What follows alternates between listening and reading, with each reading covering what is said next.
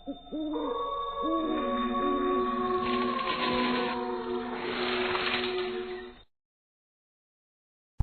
हैं बुरी नजर सिर्फ देखती नहीं, टटोलती है। पहले आपकी हंसी से शुरू करती है, फिर आपकी चाल और आखिर में आपकी सांसें। ये कहानी उसी नजर की है, एक ऐसी नजर जो किसी को बस देखती नहीं, कब्जा कर लेती है। अंजलि 22 साल की लड़की थी। उसे कभी नहीं लगा था कि किसी की नजर उसकी दुनिया बदल देगी। कॉलेज की शाम, अंजलि अपनी सबसे अच्छी दोस्त दिव्या के साथ गेट की तरफ बढ़ रही थी। चलना, एक दिन जल्दी घर जाएंगे। मेरा अभी भी एक एक्सपेरिमेंट पेंडिंग है। मुझे तो ये एक्सपेरिमेंट शब्द सुनकर भी चक्कर आने लगते हैं। दोनों हंसते हैं, लेकिन उस हंसी की गूंज के बीच एक नजर अंजलि पर टिकी थी। कॉलेज गेट के बाहर एक नीली जैकेट वाला आदमी खड़ा था। उम्र लगभग 30 से 32 साल। वो किसी और को नहीं, सिर्फ अंजलि को देख रहा था। अंजलि, गेट पर खड़ा आदमी तुझे ही घूरे जा रहा है। ऐसे ही देख रहा होगा। नहीं, कुछ तो अजीब है उसके देखने में। अंजलि अनदेखा कर देती है, लेकिन जाते जाते एक पल के लिए वो भी उस आदमी की तरफ देखती है, और वो आदमी बिना पलक झपके उसे घूरता रहता है। शाम अंधेरी होती जा रही थी, सड़क सुनसान थी। दिव्या अपना रास्ता अलग कर लेती है और अंजलि अकेली रह जाती है। चलते चलते उसे पीछे किसी के कदमों की आवाज सुनाई देती है। टप टप टप। कोई है? लेकिन कदम बढ़ते ही आवाज फिर टप टप टप। अंजलि थोड़ी रफ्तार बढ़ाती है, कदमों की आवाज भी उतनी ही बढ़ती है। वो मुड़कर देखती है और दूर वही आदमी खड़ा था। इस बार सड़क के एकदम बीचों बीच। रोशनी कम थी, पर उसकी आंखें साफ दिख रही थी, बिल्कुल लाल, जैसे किसी ने उसे घंटों रोने पर मजबूर किया हो। ये क्या, वही आदमी? वो तेजी से घर की ओर भागती है। पीछे कदमों की आवाज अभी भी आती है, और फिर अचानक चुप्पी। वो दौड़ती हुई घर में दाखिल होती है, दरवाजा बंद करती है। अंजलि सोने की कोशिश कर रही थी। अचानक खिड़की अपने आप हिलने लगी। अंजलि खिड़की के पास जाती है, धीरे से हाथ बढ़ाती है, और हिलती हुई खिड़की अचानक बंद हो जाती है। धड़ाम। अंजलि वॉशरूम की तरफ गई, लेकिन जब वो आईने में देखती है, उसके पीछे एक साया खड़ा था। वो मुड़ती है, पर पीछे कोई भी नहीं। वापस आईने में साया अभी भी था, और उस साये की आंखें उसी नीली जैकेट वाले आदमी जैसी थी। ये कौन है? आईने पर हल्की धुंध उठती है, और उस धुंध पर एक शब्द उभरता है। देखा है। अंजलि की माँ कमरे में आती है। अंजलि, पूरे कमरे में बिखराव मचा रखा है। मैं सोई नहीं माँ, तुझे शायद बुरा सपना आया होगा। अंजलि को खुद भी शक था कि शायद वो महज वहम था, लेकिन उसके हाथ में जो उकेरी हुई हल्की नीली खरोंचें थी, वो वहम नहीं थी। तेरे चेहरे का रंग क्यों उड़ा हुआ है? सब ठीक तो है ना? दिव्या, उस आदमी को फिर से देखा मैंने। अरे पागल, ये सब नजर वजर कुछ नहीं होता। नहीं दिव्या, ये कुछ और है। अचानक कॉलेज के मैदान के दूसरी तरफ वही आदमी फिर दिखता है। इस बार बिल्कुल सफेद कपड़ों में। अंजलि तुरंत दिव्या का हाथ पकड़ती है। देख, वो रहा। दिव्या देखती है, लेकिन उसके लिए वहां कोई नहीं होता। अंजलि, वहां कोई नहीं है। सबसे खतरनाक क्षण वो होता है जब आपको वही दिखे जो औरों को ना दिखे। अंजलि कांप जाती है। अंजलि शाम को अपने कमरे में थी जब टक टक टक कमरे की अलमारी अपने आप खुलने लगती है। फिर अचानक अलमारी से सारे कपड़े नीचे गिर जाते हैं। धड़ाम, धप धप, और कपड़ों के ढेर के बीच एक पुरानी जली हुई तस्वीर पड़ी थी। उसमें वही आदमी था और तस्वीर के नीचे लिखा था, जिसे देख लूं उसे पाऊंगा। अंजलि की चीख गूंज उठती है। अंजलि की मां उसे स्थानीय पंडित के पास ले जाती है। लड़की पर बहुत भारी नजर पड़ी है। ये कोई इंसानी नजर नहीं है। लेकिन वो कौन है? देखिए, उसके बारे में जानना काफी खतरनाक हो सकता है, लेकिन एक बात साफ है, वो छोड़ने वाला नहीं है। इसका इलाज क्या है? इलाज है, लेकिन लड़की को बहुत संभल कर रहना होगा। जो नजर उस पर लगी है वो अक्सर अपना हक लेने आती है। अंजलि को समझ नहीं आ रहा था कि उसकी क्या गलती थी। सिर्फ एक नजर और जिंदगी बदल गई। अंजलि को नींद नहीं आ रही थी। हवा में एक अजीब सी बदबू थी, जूते की चमड़ा जलने जैसी। अचानक खिड़की जोर से खुल गई। पर्दों के बीच से एक काला साया भीतर आया। धीमे धीमे अंजलि बिस्तर पर जमी रह गई। उसका शरीर बिल्कुल ठंडा पड़ गया। साया उसके बिल्कुल करीब आया और उसके कान के पास एक फुसफुसाहट, तूने मुझे देखा था। अंजलि चीख मारती है। कमरे की लाइट अपने आप जल जाती है और साया गायब हो जाता है। अंजलि क्लास में बैठी हुई थी कि उसकी नोटबुक अपने आप खुलने लगी। पन्ने पलटते गए और बीच में एक वाक्य उभर आया, तू मेरी है। अंजलि घबरा जाती है। अंजलि, मैं हूं ना, तू डर मत। दिव्या, वो हर जगह है, हर जगह। मैं क्या करूं? अचानक क्लास की सारी लाइटें बंद हो जाती है।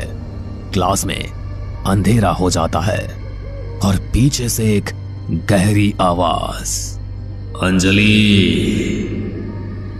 दिव्या सुन नहीं पाती, लेकिन अंजलि सुनती है। लाइट जलती है, सब सामान्य होता है, लेकिन अंजलि की सीट पर एक काले धुएं का धब्बा था। वो आदमी अंजलि की हर सांस में उतर रहा था। अंजलि और उसकी मां पंडित के घर पहुंचते हैं। लड़की, मुझे बताओ, क्या उस आदमी ने कभी तुझसे कुछ कहा है? जी, रात को एक बार उसने मेरे कान के पास कहा था, तूने मुझे देखा था। पंडित एकदम खड़े हो जाते हैं। यही डर था मुझे। ये नजर सामान्य नहीं है। वो आदमी जीवित ही नहीं है। तो फिर वो दिखता कैसे है? कोई आत्मा नहीं, वो एक अधूरी नजर है। एक ऐसी नजर जिस व्यक्ति पर टिक जाए, वो उसको पाने की कोशिश में उसके शरीर और दिमाग में उतरने लगती है। पर मुझे क्यों? क्योंकि तूने उसके शेष क्षण देख लिया है। शेष क्षण? जब कोई आदमी अपने आखिरी क्षण में किसी एक चीज को नजर में कैद कर ले, तो वो नजर हमेशा उसी चीज से चिपकी रहती है और तू वही चीज बन गई है, उसकी आखिरी याद। और सबसे बड़ी बात, जिस आदमी को तू देख रही है, वो पिछले महीने एक दुर्घटना में मरा था, उसी जगह जहां से तू रोज कॉलेज आती है। अंजलि की सांस रुक जाती है। मां उसे पकड़ लेती है। अंजलि और दिव्या अगले दिन उसी सड़क पर जाती है जहां वो आदमी हमेशा दिखता था। यही वो जगह है। दिव्या, मुझे लगता है उसकी मौत यही हुई थी। दोनों सड़क किनारे खोजने लगती हैं। दिव्या को एक पुराने बिजली के खंभे पर एक छोटा पोस्टर मिलता है। एक आदमी की तस्वीर। पोस्टर पर लिखा था, गुमशुदा अमन वर्मा, उम्र 32, अंतिम बार 14 सितंबर की रात देखा गया। इसका मतलब वो मरा नहीं? पर अंजलि कुछ और ही देख रही थी। पोस्टर के बिल्कुल नीचे जमीन पर एक काला निशान, और उसी क्षण देखा था तूने आखिरी बार। अंजलि झटके से पीछे हटती है। क्या हुआ दिव्या? मुझे लग रहा है कि उसने मरते समय मुझे देखा था। अंजलि अपने दिमाग को पीछे ले जाने की कोशिश करती है। 14 सितंबर, उसी दिन वो कॉलेज से लौट रही थी। उसे याद आता है सड़क के बीचों बीच एक आदमी खड़ा था, लड़खड़ाता हुआ। वो अंजलि की तरफ देखकर कुछ कहना चाह रहा था और तभी एक कार तेजी से आई और उसे टक्कर मार दी। अंजलि उस समय डर कर भाग गई थी, पीछे पलटकर देखना भी नहीं चाहा। दिव्या, उस दिन मैंने देखा था उसे, वो मुझसे मदद मांग रहा था और मैंने भागकर उसे अकेला छोड़ दिया। इसमें तेरी गलती नहीं थी अंजलि, कौन नहीं डरता। लेकिन अंजलि टूट चुकी थी। अंजलि नींद से उठती है। अचानक बिस्तर के नीचे से आवाज आती है, अंजलि। वो धीरे धीरे नीचे झुककर देखती है और वहां बिस्तर के नीचे वही आदमी लेटा हुआ था। तूने मुझे मरते देखा था। अंजलि चीखती है। अमन बिस्तर के नीचे से बाहर निकलता है। वो खड़ा होता है और उसकी आंखें अंजलि की ओर घूमती है। और अब तू भी मेरे साथ चलेगी। वो हाथ बढ़ाता है और हवा में गायब हो जाता है। अगले दिन अंजलि, अब ये सब नहीं होगा। वो पंडित को बुलाती है। पंडित अंजलि के कमरे में प्रवेश करते ही कांप जाते हैं। यहां तो उसका कब्जा है। क्या मैं बच जाऊंगी? एक ही तरीका है, तुझे वही जगह पर जाना होगा जहां उसने आखिरी बार तुझे देखा था। पंडित कुछ मंत्र, मिट्टी और एक ताबीज देता है और चेतावनी भी। ध्यान रखना, उसकी नजर जब पूरी तरह बदल जाए तो वो अपने शिकार से सिर्फ एक चीज चाहता है। क्या चीज? उसके मरने के समय जो खोया था वही। अंजलि समझ नहीं पाती। दिव्या और अंजलि सड़क पर पहुंचती है। अचानक सड़क पर स्ट्रीट लाइट एक एक करके बंद होने लगती है। टप टप टप अंधेरा फैलने लगता है और फिर सड़क के बीचों बीच वही आदमी खड़ा हो जाता है। अमन, नीली जैकेट, काली आंखें और चेहरे पर अधूरी चुप्पी। तू आ गई है, अच्छा है। अगर तूने एक कदम भी बढ़ाया ना उस पर तो मैं। अमन अचानक चीखता है।